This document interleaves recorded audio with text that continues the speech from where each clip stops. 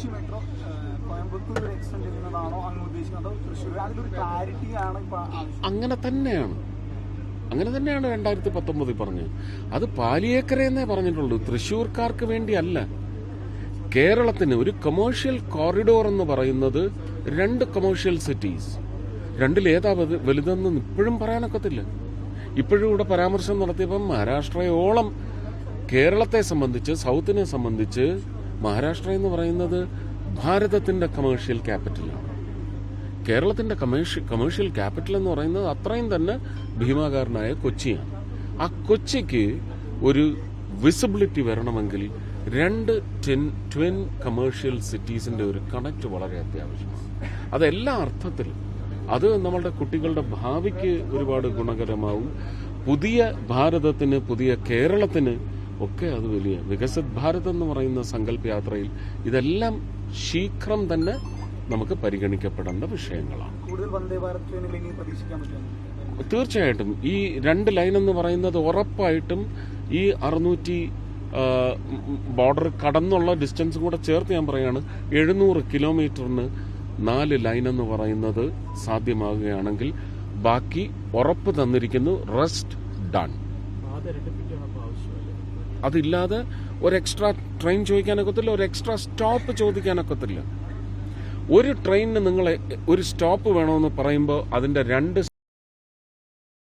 ഡീറെയിൽഡ് operations, ട്രാഫിക്കിന്റെ സമനില തെറ്റിപ്പോവും. അവർക്കത് manage ചെയ്യാൻ പറ്റുന്നില്ല. ഞാൻ മിനിഞ്ഞാന്ന് ഏതാണ്ട് അരമണിക്കൂറാണ് ഇവിടെ ഈ സൗത്ത് റെയിൽവേ സ്റ്റേഷനിൽ വന്ന്, സൗത്ത് അല്ല നോർത്തിൽ കിടന്നത്.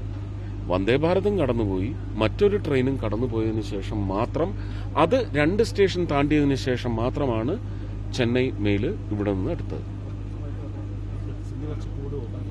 ഇനി കൂടുകയുള്ളൂ. അപ്പോൾ വന്ദേ ഭാരത് ഇത് തന്നെ സമയം കണ്ടെത്തിയിരിക്കുന്നതിനകത്ത് എനിക്ക് തോന്നുന്നു ഇപ്പൊ തിരുവനന്തപുരം വരെ ഇത് എക്സ്റ്റെൻഡ് ചെയ്യണമെന്ന് പറഞ്ഞാൽ ഇതിന്റെ ഒരു ക്ലോക്ക് സെറ്റിംഗ് ഉണ്ട്.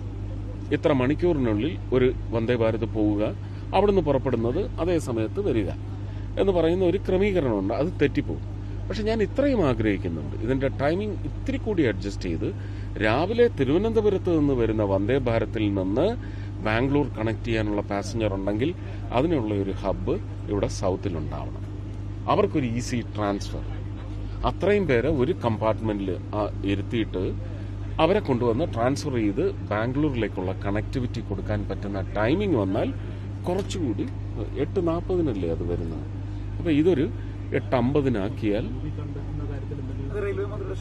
റെയിൽവേ മന്ത്രി അത് തീർച്ചയായിട്ടും ശക്തമായി അതിന് വേണ്ടുന്ന നടപടികളിലേക്ക് കടക്കുന്ന തരത്തിൽ നിർദ്ദേശങ്ങൾ നൽകാമെന്നാണ് ഇപ്പോൾ സ്റ്റേജിലിരുന്ന് പറഞ്ഞത്.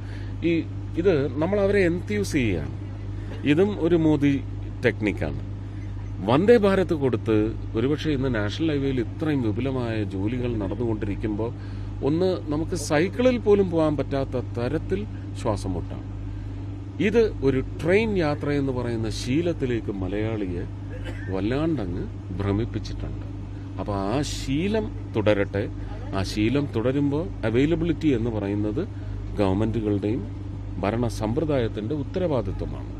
ആ ഉത്തരവാദിത്വം കൃത്യമായി നിർവഹിച്ചില്ലെങ്കിൽ അവിടെയാണ് നമുക്ക് ഒരുപക്ഷെ ഒരു അരാജകത്വം, ആവശ്യപ്പെടലിന്റെ ആധിക്യം കൊണ്ട് ഒരു അരാജകത്വം, ഒരു അൺറെസ്റ്റ് ഒക്കെ ഉണ്ടാവുക. അതിന് പരിഹരിക്കാനായിട്ട് ഇത് മാത്രമേ, നമ്മൾ ഒരു 4 ട്രാക്കിലേക്ക് വന്നു കഴിഞ്ഞാൽ അടുത്ത ഒരു 50-100 വർഷത്തേക്ക് കേരളത്തിന് അത് മതി. അപ്പോഴത്തേക്കും പുതിയ സംവിധാനങ്ങൾ വരും.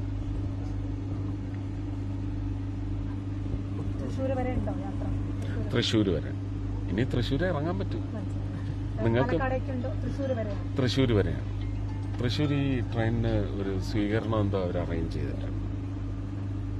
എനിക്ക് പ്രൈം മിനിസ്റ്ററുടെ നിർദ്ദേശം വന്നത്, അദ്ദേഹം വേദിയിലെത്തുന്ന സമയത്ത് ട്രെയിൻ എപ്പോൾ ലോക്കാവുന്ന അതിനു മുമ്പ് ട്രെയിനിൽ കയറി സ്വന്തം കോൺസ്റ്റിറ്റ്യുവൻസിയിലേക്ക് എത്തണമെന്ന് നിർദ്ദേശം തന്നതിന് പ്രകാരമാണ് ഞാൻ വേദി വിട്ട് ഗവർണറുടെ പെർമിഷൻ മേടിച്ച്, അല്ലെങ്കിൽ അത് പ്രോട്ടോകോൾ വയലേഷനാണ്, പെർമിഷൻ മേടിച്ച് വന്ന് യാത്ര ചെയ്യുന്നു.